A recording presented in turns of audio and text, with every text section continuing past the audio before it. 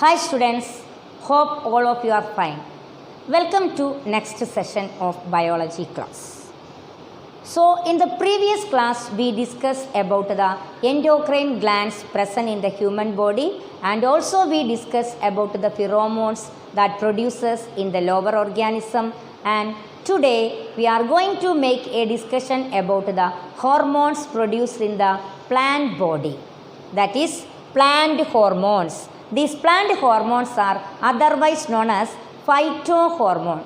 So we already discussed the role of the endocrine glands and the hormones for regulation of body activities in the human body, isn't it? In the same way, in the body of plants also some hormones are producing, and they are altogether known as plant hormones or phytohormones. And do you know which are the phytohormones? Yes, they are auxin, cytokinin, gibberellin, ethylene and abscisic acid. So there are mainly 5 important plant hormones. Which are they? Auxin, cytokinin, gibberellin, ethylene and abscisic acid. Okay, first of all we can discuss about the function of auxin.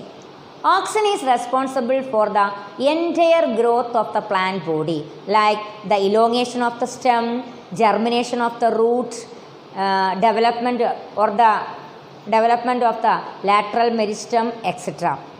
Clear? So what is the function of the auxin? Auxin is responsible for the growth of the plant body, especially the elongation of the stem, development of the lateral meristem, germination of the root, etc. I think all of you know that from a seed what will happen? From a seed, already we know that from a seed what is happening? The plant will be germinated. Okay, and this is known as the seedling. Okay, and actually the seedling in the initial stage it consists of a shoot part, that is the plumule, and this part is known as the radicle. Radicle and plumule. Then later what will happen? The plumule will develops into the shoot system that consists of leaves, buds, branches, flowers, etc. And the radicle will converted into the root system that consists of the primary and remaining roots. Okay, so this all with the help of which hormone? That is the auxin. So once again, what is the function of the auxin? Auxin is responsible for the growth and development of the plant body. Okay, then the next one, cytokinin. Which is the next hormone? Cytokinin. All of you know that in the same way like in the human body, in the body of the plants also cell division is happening. That means cells are undergoing division, then only the body of the plant will grow. Okay, so what is the function of cytokinin? You know, it is responsible for enhances the rate of cell division. It is responsible for enhances the rate of cell division in the plants. Okay, then next hormone, that is the gibberellin. It is responsible for decaying the stored food. It is responsible for decaying the stored food. I think all of you know that from where does the new plants are originating? Majority of the plants are originating from the or through the seed. That means there are 2 types of reproduction in the case of plants. First one is sexual reproduction, that is through the seeds, and the other one is asexual reproduction, that means of through vegetative propagation. Okay, so majority of the plants they are growing or developing through the seeds. So seed is the storehouse of energy or the nutrients. So what is happening when we are keeping the seed under the soil? After 3 or 4 days, what will happen? You know, the seed will undergo germination. The seed will undergo germination, and for this process of germination, what is needed? Energy or the nutrients is needed, and these nutrients are provided through the liberation or the breakdown of the stored food that already present in the seed. That's why I told you seed is the storehouse of nutrients. Okay, so with the help of the hormone gibberellin, what will happen? This stored food will be break down into energy or the nutrients, and with the utilization of that energy or the nutrients, the seed is developing into a seedling. Okay, so that is the function of gibberellin. So once again, it is responsible for what? Decaying the stored food in the seed. And next we can discuss about the function of the ethylene.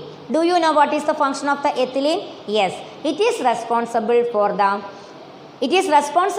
the ripening of the fruits and leaves. I think all of you know that initially what will be the color, or what is the color of the leaf and fruit? That already you know. What is the color? Generally it is green. And what will happen?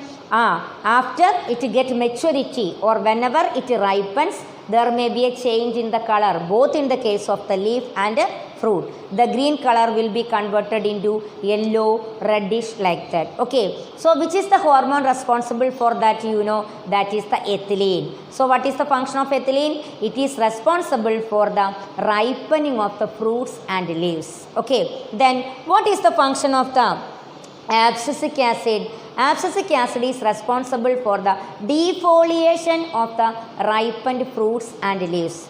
Whenever the fruits get maturity, what is needed? They should be fell down. Okay, that is known as the defoliation. So it is under the responsibility of which hormone? Abscisic acid. So we discussed about 5 hormones. They are auxin, cytokinin, gibberellin, ethylene and abscisic acid. Out of this, the first 3 hormones, they are promoting the growth of the plant body. That is why they are known as growth promoters. And the remaining 2 hormones, which are they? Ethylene and abscisic acid, they are inhibiting the growth of the plant body. That's why they are known as the growth inhibitors. Okay, so that's only about the plant hormones. Once again, we can just remind or recall what are the topic that we discussed under this session.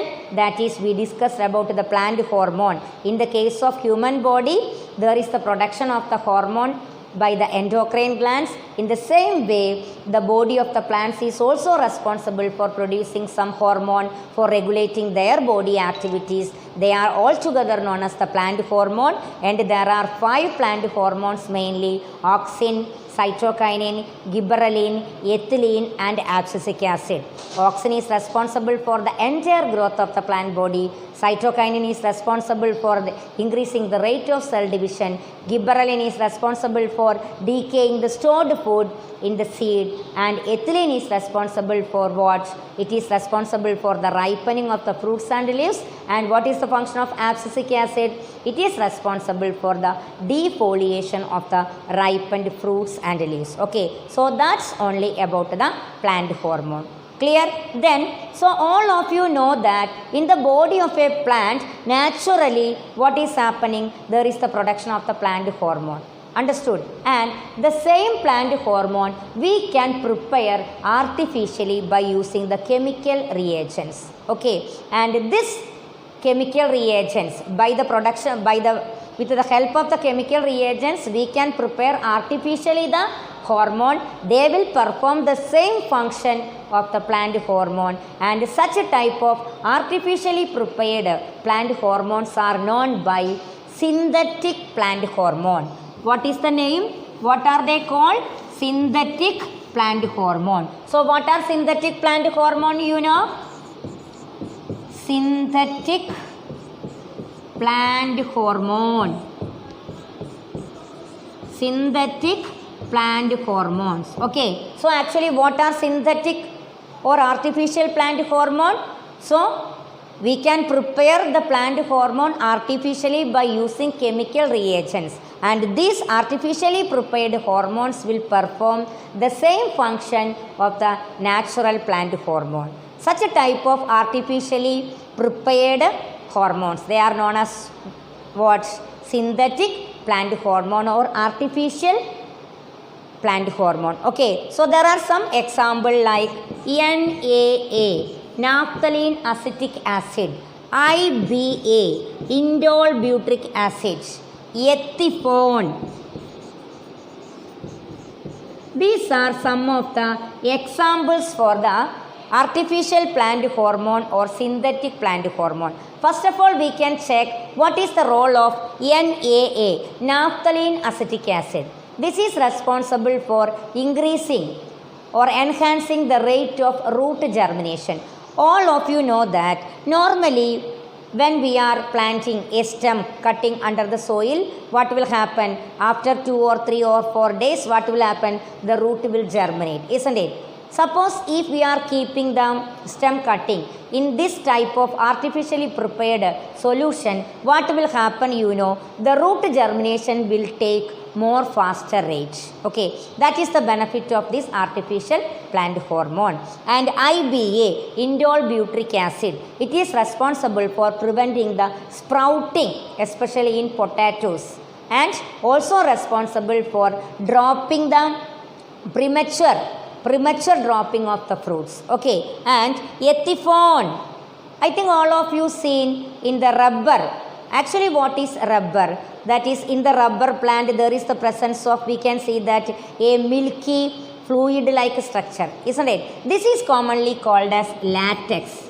This is the latex, and this latex is commonly used for the production of the rubber items industrially, isn't it? So with the help of this ethiphone, that means if this ethiphone is injecting into the body of the plant, that is the rubber plant, what will happen? The production of the latex will increases. Okay, so this is what is the function that performs by the artificial plant hormone. So for what purpose actually we are using the artificial plant hormone?